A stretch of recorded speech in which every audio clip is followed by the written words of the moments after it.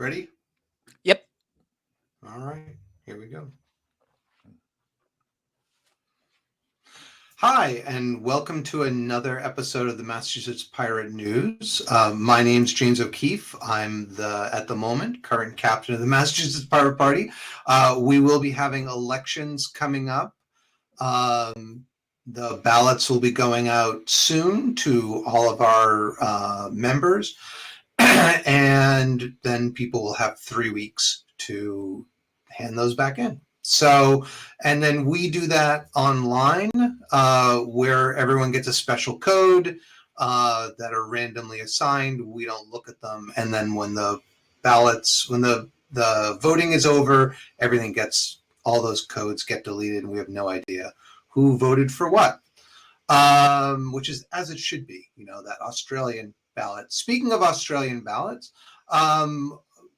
the former president, or the current president of the Australian Pirate Party, was in the area, and we're able to get together with him for dinner and talk about how things are going with the Australian pirates. Miles is great company, and we had a wonderful time meeting with him and showing him about the Boston area. So with that, I'm joined today by First Officer Steve. How you doing, Steve? Doing well, Jamie. Thank you. Excellent. So we have 2 topics to discuss today.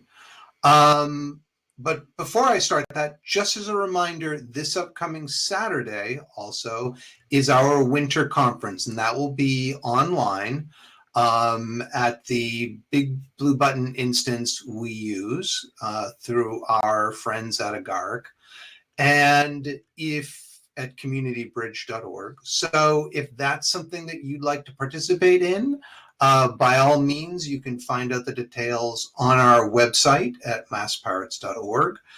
And please come down and join. We'll have time for open discussion.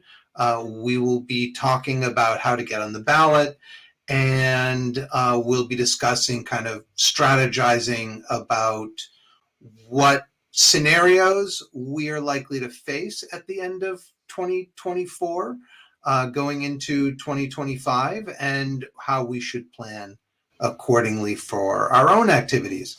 So that will be Saturday the 3rd from noon to 4 p.m. So with that, the first topic that we have is that the NSA, it has been revealed through the efforts of Senator Ron Wyden, Democrat of Oregon, that the NSA is using data brokers to buy data on the people they are surveilling. What do you think, Steve? I'm shocked, I tell you. Well, actually, no, I'm not surprised at all. I mean, you can have, it's a very convenient way for, any agency to work around restrictions on data collection. It's you don't collect it, but you buy it from someone who does. The United States, unlike Europe, does not have a robust set of privacy laws or data protection policies. So it's pretty much, fair game. For years, mobile phones have been a great source of personal data, and we're now moving into the case where cars are an even better one. But yeah, it's a racket. I'll call it a racket, and there's people are doing it, and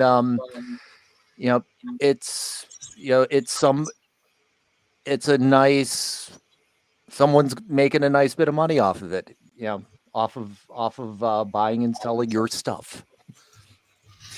I mean, I think it's all the more reason why Massachusetts needs to pass the Location Shield Act, which that's H357 and S148, which at a minimum will mean that the data brokers will not be able to buy and sell the location data collected on us. And that is important simply because your phone is a constant tracking device. It's always pinging towers. You're on apps, and those apps are collecting your GPS coordinates. And if that information is there, they collect it. Well, they want to see money from the collection of it, so they're going to go and sell it. And so the only way to protect our location is to force them not to be able to buy and sell it. So if you haven't contacted your legislator, or your state representative or your state senator to support it, by all means, please do. I'll put a link. I'll put a link to a page we have that you can go and find out how to find your legislator, and give them a call and tell them they should support this. It's really important that this bill passes. Speaking of local stuff, Steve, you had some interesting update from south of Boston. Well, yeah, it's a couple of I've got a couple of things. They're on the housing front. Housing being important because we have such a shortage of it in Massachusetts. And what's available is, it's really freaking expensive. Um, I sort of laugh. My wife and I bought our place. Well, we haven't quite finished paying it off, but we started mortgage payments back in right around the time of the Great Recession, and what we pay for a 2-bedroom place now as a mortgage is significantly less than we would rent a 2-bedroom apartment for. This was we bought. We thought the market was tight when we bought, but things have just gotten worse. So housing has been one of our governor's, policy focuses. Likewise for Boston Mayor Michelle Wu, and a number, they're trying to do a number of things to sort of, help ease this pressure. One is allowing, the fancy phrase is accessory dwelling unit, but it's just sort of like a little apartment, either in a house or in a garage. Those of a certain age will remember the TV series Happy Days. Fonzie lived in an ADU, so it's it's just a little way to just add an apartment to a house or to a property, and either rent it out or you move into the little house and rent the big one. They're considering The state legislature will consider a real estate transfer fee. So this basically comes down to something that municipalities can adopt, but the general gist is, on when a home is sold, there's a little bit of a tax on the amount over $1 million. And municipalities can collect this and then use it to fund things like affordable housing, maintaining public housing, that sort of thing. In Massachusetts, where the words millionaire and homeowner are generally synonymous, everyone's going to get caught up a little bit, but not that. If for most, our median, you know the median value of owner occupied property around greater Boston is still under $1 million. So, it wouldn't affect everyone, but it would be a good source of revenue to provide housing for people who by definition can't afford what's on the market. Um, Massachusetts is sort of noted for abolishing rent control back in the 90s. This was done by a ballot referendum, and there have been some movements to repeal the state's Rent Control Prohibition Act, but nothing, really no traction at the state level. So those are a couple of, and also importantly, the housing bond bill, if the legislature adopts it, would set aside something like $1.6 billion for repair and maintenance of the state's 43,000 units of public housing, which is it's it's something that's sorely needed. And I mean, we do have in Massachusetts um, a number of we do have housing that is basically public housing that can't be occupied because it's in such poor condition, and this could refurb to help some of those units get put back into use. But to your point about south of Boston, I want to talk about Milton and the MBTA Communities Act. Hi, Milton. How you doing? So our state legislature passed in 2021 something called the MBTA Communities Act. So this was a change to our state zoning laws that basically required cities and towns that have are identified in state law as being quote unquote MBTA communities, which basically means you have subway services or commuter rail services or bus services, or you're next to a community who does, that you have to allow a certain amount of housing to be built, preferably in close proximity to those transit resources. So it's a way to get municipalities to sort of loosen up, because I mean, in Massachusetts, what you can build where is really a matter of what each city and town says. So our housing shortage it's really to a large extent, it is an issue caused by the by local municipalities failure to allow people to just build. There's a whole long history behind this. It goes back decades, but in the case of Milton specifically, they are what's considered a rapid transit community. They have a trolley line, a rail trolley line, and they were required to allow some multifamily housing to be built near their train stations.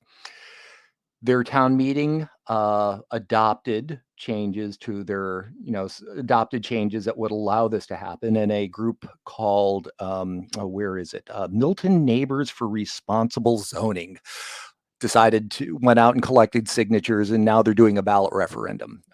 This passed Milton's town meeting with a 2/3 vote, although only 50% was required. It had a very solid majority. But on February 13th, the town gets to weigh in on this. The Neighbors for Responsible Zoning maintain that there are no legal implications for failing to comply with the law. The Attorney General seems to differ on this, and she's kind of made it clear that her office does have the authority to investigate communities for lack of compliance. It's not an option. And it's also a matter of not failure to comply also has an effect on state fund eligibility, like losing access to a whole bunch of different grant sources. Now, Milton is a town that is sort of like one of these leafy suburbs. It's south of Mattapan and Dorchester.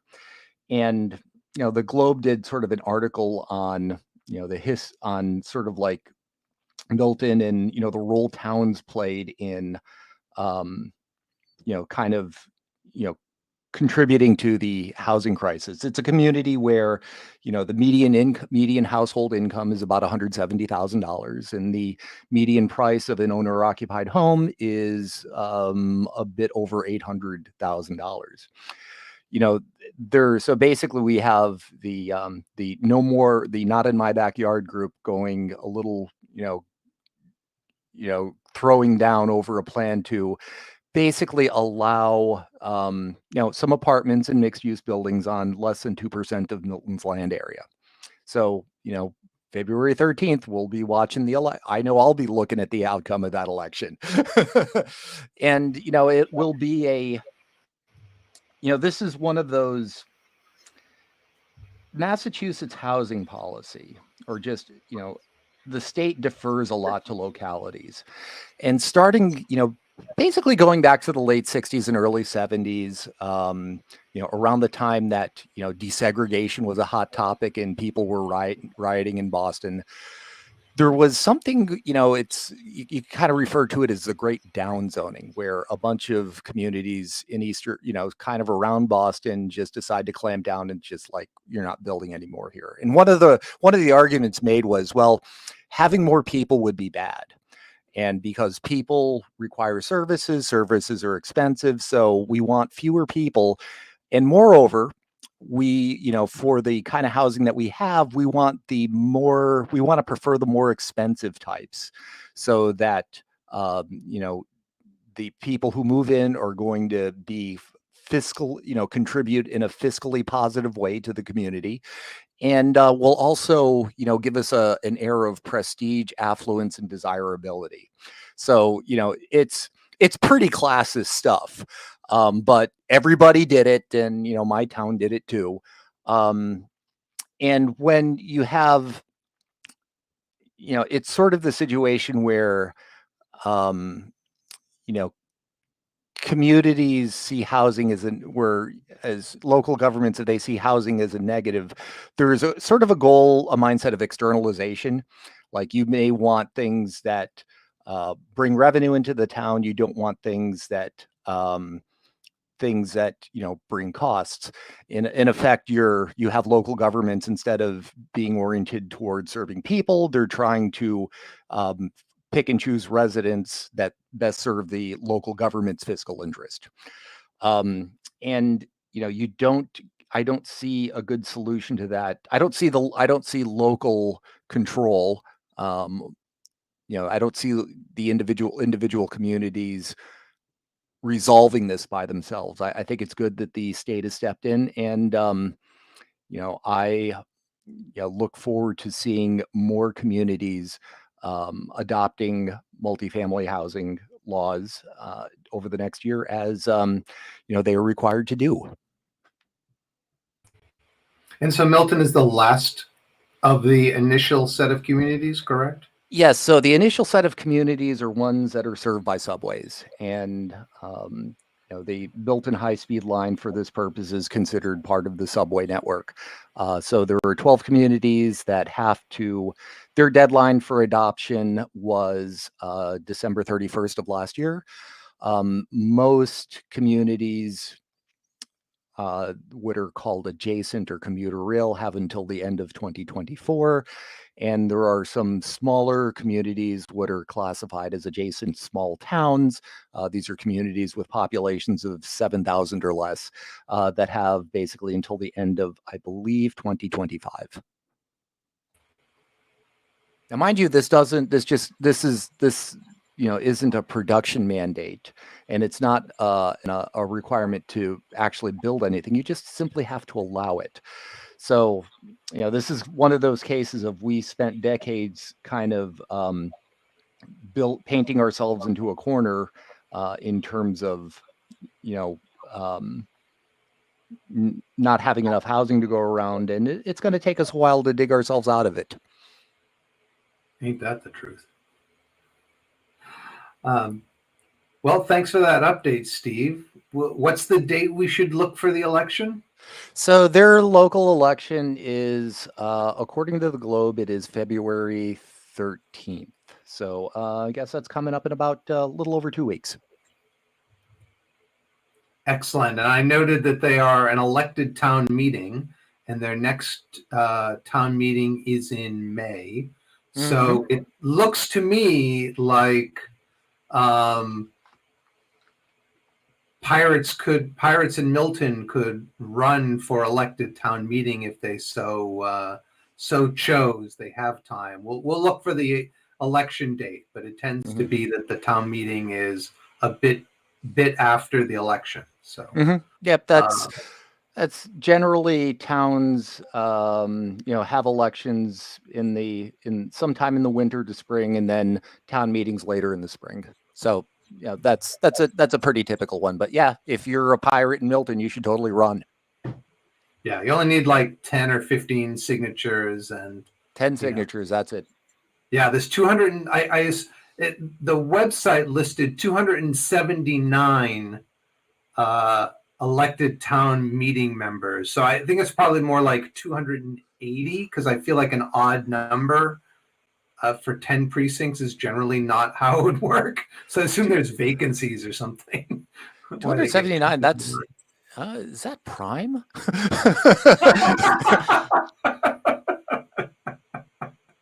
Yeah, let me whip out my sieve of Aristosany.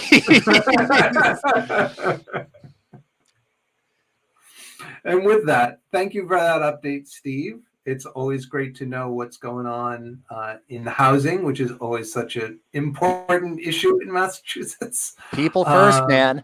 People first. Well, it's funny when they say, "Oh, well, the millionaire's tax, that's drawing people are leaving because of that." It's like people are leaving because they can't find a place to live because we've zoned for the rich. Yeah, I mean, this is so let's see, in 2022, my town of Arlington, of the homes that changed hands, the selling price was typically 8 to 9% over asking, which means, the majority of cases you're getting a bidding war. And, to the extent that, home values keep increasing. I mean, it basically is systemic gentrification, where in the sense that, you ensure that the people who move in next year either, they need to make more money than the people who moved in last year. And, in some cases, it's had good effects. In some cases, it's had bad effects. Basically depending on whether you own or rent. If you own, it's great because your house is just like a printing press that keeps spitting out money. If you rent, it sucks because it means you're paying more year over year for essentially the same thing. Absolutely. So with that, just a reminder, our ballots will be going out soon, and our winter conference will be this upcoming Saturday from noon to 4. So we'd love it if you could participate. Do check us out at masspirates.org. Like, share, and subscribe. And we'd always love to hear from you. You can join our activists list. You can find us on social media. Those links are in the description below. And with that, thank you, Steve. Thank you, folks who are watching this. We hope you have a wonderful week. Stay warm. Stay away from the snow. Bye.